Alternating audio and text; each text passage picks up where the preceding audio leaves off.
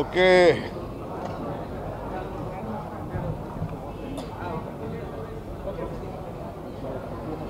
ಬೆಳಗಾವಿಯಲ್ಲಿ ಕಾಂಗ್ರೆಸ್ಸು ಮತ್ತು ದೇಶದ ಇತಿಹಾಸದ ಒಂದು ಐತಿಹಾಸ ಸಮಾವೇಶಕ್ಕೆ ಕ್ಷಣಗಣನೆ ಪ್ರಾರಂಭ ಆಗ್ತಾ ಇದೆ. ತಮಗೆಲ್ಲ ಗೊತ್ತಿರೋ ಹಾಗೆ ಈ ಸಮಾವೇಶಕ್ಕೆ ಜೈ ಬಾಪು, ಜೈ ಭೀಮ್, ಜೈ ಸಂವಿಧಾನ ಅಂತ ಹೇಳಿ ನಮ್ಮ ACC ಅವರು ಹೆಸರನ್ನ ಇಟ್ಟಿದ್ದಾರೆ. ಈ ದೇಶದ ಸ್ವಾತಂತ್ರ್ಯ, ಈ ದೇಶದ ಸಂವಿಧಾನ, ಈ ದೇಶದ ಐಕ್ಯತೆ ಇವನ್ನೆಲ್ಲ ಕಾಪಾಡಲಿಕ್ಕೆ ನಾವು ಗಾಂಧಿ ತತ್ವ, ಬಾಬಾ ಸಾಹೇಬ್ ಅಂಬೇಡ್ಕರ್ ಅವರ ನೀತಿ, ನಮ್ಮ ಸಂವಿಧಾನದ ರಕ್ಷಣೆ ಇದನ್ನು ಕಾಪಾಡಿಕೊಂಡು ಹೋಗಲಿಕ್ಕೆ, ಮುಂದಿನ ಪೀಳಿಗೆಗೆ ಮಾರ್ಗದರ್ಶನವನ್ನು ನೀಡಲಿಕ್ಕೆ ಈ ಒಂದು ಐತಿಹಾಸಿಕ ಕಾರ್ಯಕ್ರಮವನ್ನು ನಾವು ಹಮ್ಮಿಕೊಂಡಿದ್ದೇವೆ. ತಾವೆಲ್ಲ ಇವತ್ತು ರಾಜ್ಯದ ಎಲ್ಲ ಜನರಿಗೆ ನಾನು ಮನವಿ ಮಾಡೋದು, ಇದು ಕಾಂಗ್ರೆಸ್ ಪಕ್ಷದ ಕಾರ್ಯಕ್ರಮ ಮಾತ್ರ ಅಲ್ಲ, ಇದು ದೇಶದ ಸಂವಿಧಾನವನ್ನು ಉಳಿಸುವಂಥದ್ದು, ಮಹಾತ್ಮ ಗಾಂಧೀಜಿಯವರ ಆದರ್ಶ ಮತ್ತು ಜೈ ಭೀಮ್ ಡಾಕ್ಟರ್ ಬಾಬಾ ಸಾಹೇಬ್ ಅಂಬೇಡ್ಕರ್ ಅವರ ತತ್ವ ಸಿದ್ಧಾಂತಗಳನ್ನು ರಕ್ಷಣೆ ಮಾಡಲಿಕ್ಕೆ ಈ ಒಂದು ಕಾರ್ಯಕ್ರಮವನ್ನು ಹಮ್ಮಿಕೊಂಡಿದ್ದೇವೆ.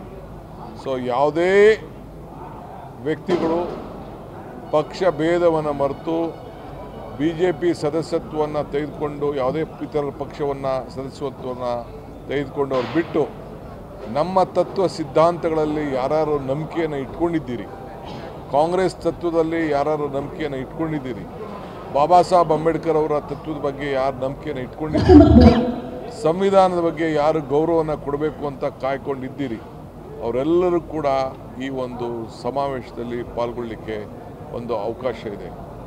ಆದ್ದರಿಂದ ಎಲ್ಲ ಸಿದ್ಧತೆ ನಡೀತಾ ಇದೆ. ನಾನು ಎಲ್ಲರಿಗೂ ಮನವಿ ಮಾಡ್ತಾ ಇದ್ದೀನಿ, ತಪ್ಪದೇ ಈ ಇತಿಹಾಸ ಪುಟಕ್ಕೆ ಸೇರಬೇಕು, ನೀವು ಸಾಕ್ಷಿ ಆಗಬೇಕು. ನಾವು ಹೆಂಗೆ ನಮ್ಮ ಗಾಂಧೀಜಿಯವರು ಅಧ್ಯಕ್ಷರಾಗಿ ಜವಾಬ್ದಾರಿಯನ್ನು ವಹಿಸ್ಕೊಂಡ್ರು, ಆ 100 ವರ್ಷದ ಆಚರಣೆ ಮತ್ತೆ ನಮ್ಮ ರಾಜ್ಯದ ಒಬ್ಬ ಹಿರಿಯ ರಾಜಕಾರಣಿ ಬ್ಲಾಕ್ ಅಧ್ಯಕ್ಷರಿಂದ ಗಾಂಧೀಜಿಯವರ ಸ್ಥಾನದಲ್ಲಿ ಇವತ್ತು ಕೂತ್ಕೊಂಡು ಮಲ್ಲಿಕಾರ್ಜುನ್ ಖರ್ಗೆ ಸಾಹೇಬರು ಕೂತಿದ್ದಾರೆ. ಆ ಕಾರ್ಯಕ್ರಮವನ್ನು ಯಶಸ್ವಿ ಮಾಡಬೇಕು. ರಾಹುಲ್ ಗಾಂಧಿಯವರು, ಪ್ರಿಯಾಂಕಾ ಗಾಂಧಿಯವರು ಮತ್ತು ಅನೇಕ ರಾಷ್ಟ್ರೀಯ ನಾಯಕರೆಲ್ಲ ಈ ಒಂದು ಕಾರ್ಯಕ್ರಮಕ್ಕೆ ಪಾಲ್ಗೊಳ್ತಾ ಇದ್ದಾರೆ. ಇದಲ್ಲದೆ ಗಾಂಧೀಜಿಯವರ ಏನು ನಮ್ಮ ಸುವರ್ಣಸೌಧದಲ್ಲಿ ಒಂದು ಗಾಂಧೀಜಿಯವರ ಪ್ರತಿಮೆಯನ್ನು, ಒಂದು ವಿಶೇಷವಾದಂಥ ಪ್ರತಿಮೆಯನ್ನು ಕೂಡ ಸರ್ಕಾರದ ವತಿಯಿಂದ ಅನಾವರಣ ಮಾಡ್ತಾ ಇದ್ದೇವೆ. ಅದಕ್ಕೂ ಕೂಡ ಎಲ್ಲ ಶಾಸಕರಿಗೆ ಪಕ್ಷ ಭೇದವನ್ನು ಮರೆತು ಆಹ್ವಾನಿಸಿದ್ದೇವೆ. ಎಲ್ಲರೂ ಕೂಡ ಈ ಸಂದರ್ಭದಲ್ಲಿ ನಾವು ಆಹ್ವಾನವನ್ನು ನಾವು ನೀಡ್ತಾ ಇದ್ದೇವೆ. ಸರ್, ಈಗ ಗಾಂಧಿ ಭಾರತ ಕಾರ್ಯಕ್ರಮ ಇದನ್ನು ಐತಿಹಾಸಿಕವಾಗಿ ಜನ ಶಾಶ್ವತವಾಗಿ ನೆನಪಿಟ್ಟುಕೊಂಡಿರ್ತಾರೆ. ಏನಾದರೂ ಹೊಸ ಯೋಜನೆ ಘೋಷಣೆ ಮಾಡ್ತೀರಾ? ಖಂಡಿತ. ನಾವು ಈಗಾಗಲೇ ನಮ್ಮ HK Patil, Veerappa ಮೊಯ್ಲಿಯವರು, BL Shankar, KH ಮುನಿಯಪ್ಪನವರು, Rahman Khan ಮತ್ತು ಅನೇಕ ಸದಸ್ಯರ ಜೊತೆಯಲ್ಲಿ ಒಂದು ಸಮಿತಿಯನ್ನು ರಚನೆ ಮಾಡಿದ್ದೇವೆ. ಸರ್ಕಾರ ಮತ್ತು ಪಕ್ಷ ಎರಡೂ ಸೇರಿ ಅವರು ನಮ್ಮ ಸರ್ಕಾರಕ್ಕೆ ಅನೇಕ ಕಾರ್ಯಕ್ರಮಗಳನ್ನು ಕೊಟ್ಟಿದ್ದಾರೆ. ಶಾಲೆಗಳಿಂದ ಹಿಡಿದು, ಶಾಲಾ ಕಾಲೇಜಿಂದ ಹಿಡಿದು ಇದನ್ನೆಲ್ಲ ಕೂಡ ನೆನಪು ಮಾಡಿಕೊಳ್ಳಿಕ್ಕೆ, ಉಳಿಸ್ಲಿಕ್ಕೆ ಮತ್ತು ಬೇರೆ ಬೇರೆ ಕಡೆ ಕಾರ್ಯಕ್ರಮವನ್ನು ನಿರೂಪಣೆ ಮಾಡಲಿಕ್ಕೆ ಕೆಲವು ಹೇಳಿದ್ದಾರೆ. ಮುಖ್ಯಮಂತ್ರಿಗಳು ಕೂಡ ಈಗಾಗಲೇ ಬಜೆಟ್ನಲ್ಲಿ ಅದಕ್ಕೆ ಹಣವನ್ನು ಇಡಲಿಕ್ಕೆ ಕೂಡ ಸಿದ್ಧತೆಯನ್ನು ಮಾಡಿಕೊಂಡಿದ್ದಾರೆ. ಇಡೀ ವರ್ಷ ಕಾರ್ಯಕ್ರಮ ನಡೀತದೆ. ಆ ದೃಷ್ಟಿಯಿಂದ ನಾವು ಅನೇಕ ಕಾರ್ಯಕ್ರಮಗಳನ್ನು ಮುಂದಿನ ದಿನದಲ್ಲಿ ಘೋಷಣೆ ಮಾಡ್ತೇವೆ. ಬೆಳಗಾವಿಗೆ ಏನಾದರೂ ವಿಶೇಷ ಕೊಡುಗೆ? ಖಂಡಿತ ಕೊಡ್ತೀವಿ. ಇವತ್ತು ಎಲ್ಲ ಜನ, ದೇಶದ ಜನ ಬೆಳಗಾವಿ ಎಲ್ಲಿದೆ ಅಂಥೇಳಿ ಗಾಂಧೀಜಿಯವರು ಈ ದೇಶದ ಸ್ವಾತಂತ್ರ್ಯದ ನಾಯಕತ್ವವನ್ನು ವಹಿಸಿ ಅವತ್ತೇ ಕಾಂಗ್ರೆಸ್ ಪರಿಚಯ ಮಾಡಿತು. ಅದನ್ನು ಮುಂದುವರಿಸುವಂಥ ಕೆಲಸವನ್ನು ನಾವು ಮಾಡ್ತೀವಿ. ಸಚಿವ ಸಂಪುಟ ಪುನರ್ವಿಸ್ತರಣೆ ಆದರೆ ಬೆಳಗಾವಿ ಇನ್ನೊಂದು ಸಚಿವ ಸ್ಥಾನ ಕೊಡ್ತೀರಾ? ಏನು ಹೇಳಿ? ಸಚಿವ ಸಂಪುಟ ಪುನರ್ರಚನೆ ಆದ ಬಳಿಕ ಬೆಳಗಾವಿ ಇನ್ನೊಂದು ಸ್ಥಾನ ಏನಾದರೂ? ಬೆಳಗ್ಗೆ ಬ್ರೇಕ್ಫಾಸ್ಟ್ ಮೀಟಿಂಗಲ್ಲಿ ಮಾತಾಡ್ತೀವಿ.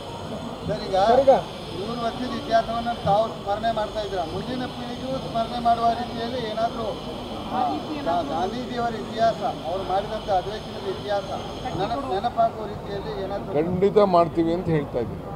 ಅದಕ್ಕೆ ಉಳಿಸ್ಬೇಕು ಅಂತಲೇ ಇದನ್ನು ಮತ್ತೆ ಈ ಪರಂಪರೆಯನ್ನು ಉಳಿಸ್ಕೊಂಡು ಹೋಗ್ತಾ ಇದ್ದೀವಿ. ಸರ್, ನೀವು ಅಧ್ಯಕ್ಷರಾದ ಮೇಲೆ ಏನು ಎಲ್ಲ ಕೆಲಸ ಮಾಡಿದ್ರೆ ಅದೊಂದು ಅದ್ಭುತ ಭೇಟಿ ಮಾಡಿದ್ರಿ. ಇವಾಗ ಕಾರ್ಯಕ್ರಮದ ವೇಳೆ ಇನ್ನೂ ಪ್ರಸಾರ ಮಾಡಿದ್ರಿ. ನೀವು ಅಧ್ಯಕ್ಷರಾದ ಮೇಲೆ ಏನೇನು ಕಾರ್ಯವನ್ನು ಮಾಡಿದ್ರಿ ಅದೊಂದು ಭೇಟಿ ಮಾಡಿದ್ರಿ. ಸೊ ಅದನ್ನ ಕಾರ್ಯಕ್ರಮದಲ್ಲಿ ಇವೆಲ್ಲ ಭೇಟಿಗಳು ಪ್ರಸಾರ ಆಗುತ್ತೆ. ನಾವು ಟ್ರಯಲ್ ನೋಡ್ತಾ ಇದ್ದೀವಿ, ಯಾವ್ದು ಮಾಡಬೇಕು ಯಾವ್ದು ಬಿಡಬೇಕು ಅಂತ ಟೈಮ್ ನೋಡ್ತೀವಿ ನಾವು. ಸುಮ್ಮನೆ ಎಲ್ಲರೂ ಒಬ್ಬೊಬ್ಬರು ಒಂದೊಂದೆಲ್ಲ ಮಾಡಿ ನಮ್ಮ ಸೋಷಿಯಲ್ ಮೀಡಿಯಾವ್ರು ಮಾಡಿದ್ದಾರೆ, ನಮ್ಮ KPCC ಸೋಷಿಯಲ್ ಮೀಡಿಯಾ ಮಾಡಿದ್ದಾರೆ, ಬೇರೆಯವರೆಲ್ಲ ಮಾಡಿದ್ದಾರೆ, ಸರ್ಕಾರದ್ದು ಇದೆ, ಎಲ್ಲರದ್ದು ಇದೆ. ಟೈಮ್ ನೋಡಿಕೊಂಡು ನಾವು ಏನು ಬೇಕೋ ಅಷ್ಟು ಮಾತ್ರ ಮಾಡ್ತೀವಿ. ಚೆಕ್ ಮಾಡ್ತಾ ಇದೀವಿ. ಲೈಟಿಂಗ್ ಮಾಡಿದ್ರಲ್ಲ, ಈಗ ನೀವು ಚೆಕ್ ಮಾಡ್ಕೋತೀರಲ್ಲ, ಹಂಗೆ ನಾವು ಚೆಕ್ ಮಾಡ್ತೀವಿ. ಈಗ ಲೈಟಿಂಗ್ ಮಾಡಿದ್ರಲ್ಲ, ಅದು ಜನ ನೋಡ್ಲಿಕ್ಕೆ ಲೈಟಿಂಗ್ ಮಾಡ್ತಾ ಇದ್ರು. ಸ್ವಲ್ಪ ಕಾಯಬೇಕಾಗಿತ್ತು. ಯಾಕೆ ರಾತ್ರಿಯಲ್ಲಿ ಬೆಳಗಾವಿಯಲ್ಲಿ ಏನು ಮಾಡ್ತೀರಿ? ಶೋಕ ಆಚರಣೆ ಇತ್ತು, 7 ದಿನ ಶೋಕ ಆಚರಣೆ ಇತ್ತು. ಖಂಡಿತ 1ನೇ ತಾರೀಕು ಫಸ್ಟ್ ವೀಕ್ವರೆಗೂ ಮುಂದುವರಿಸಬೇಕು ಅಂತ ನಾವಿತ್ತು. ಏನು ಮಾಡ್ತೀರಿ? ದೇಶದ ಪ್ರಧಾನಮಂತ್ರಿಗೆ ನಾವು ಗೌರವನ ಕೊಡಲೇಬೇಕಾಗಿತ್ತು. ಅದಕ್ಕೆಲ್ಲ ನಾವು ನಿಲ್ಲಿಸಿ ಎಷ್ಟು ಸುಂದರ ಇತ್ತು ಅಂತ ತಮಗೂ ಕೂಡ ನಮಗೂ ನೋವಾಗ್ತದೆ. ಏನು ಮಾಡ್ತೀರಿ? ಸರ್, ಈ ಒಂದು ಕಾರ್ಯಕ್ರಮ ಐತಿಹಾಸಿಕವಾಗಿ ಉಳಿಯುವ ಸಲುವಾಗಿ ಏನಾದರೂ ವಿಶೇಷ ಪ್ಯಾಕೇಜ್ ಏನಾದರೂ ಬಜೆಟ್ ಈಗಾಗಲೇ ಅವ್ರಿಗೆ ಉತ್ತರ ಕೊಟ್ಟಿದ್ದೀನಲ್ಲ. ಈಗಾಗಲೇ ಸರ್ಕಾರ ಪಕ್ಷ ಎರಡೂ ಸೇರಿ ಇದ್ರ ಬಗ್ಗೆ ಚಿಂತನೆ ಮಾಡ್ತಾ ಇದೆ. ಇಲ್ಲಿ ಮಾಡಲ್ಲ. ಸ್ಮರಣೆ ಜೊತೆಗೆ ಬೆಳಗಾವಿ ಅಭಿವೃದ್ಧಿನೂ ಆಗಬೇಕು, ಸ್ಮರಣೆ ಜೊತೆಗೆ ಬೆಳಗಾವಿ ಅಭಿವೃದ್ಧಿನೂ ಆಗ್ಬೇಕನ್ನುವಂಥದ್ದು ಜನರು ಬೇಡಿಕೆ. ಇಡೀ ಬೆಳಗಾಮನ್ನ ದೇಶಕ್ಕೆ ಪರಿಚಯವನ್ನ ಮಾಡ್ತಾ ಇದ್ದೀವಿ, ಮರಿಬಾರದು ಅಂತ. ಥ್ಯಾಂಕ್ ಯು, ನಮಸ್ಕಾರ. ಹೆಚ್ಚಿನ ವಿಡಿಯೋಗಳಿಗೆ ಪ್ರತಿಧ್ವನಿ ಯೂಟ್ಯೂಬ್ ಚಾನೆಲ್ ಸಬ್ಸ್ಕ್ರೈಬ್ ಮಾಡಿ, ಬೆಲ್ ಐಕಾನ್ ಕ್ಲಿಕ್ ಮಾಡಿ.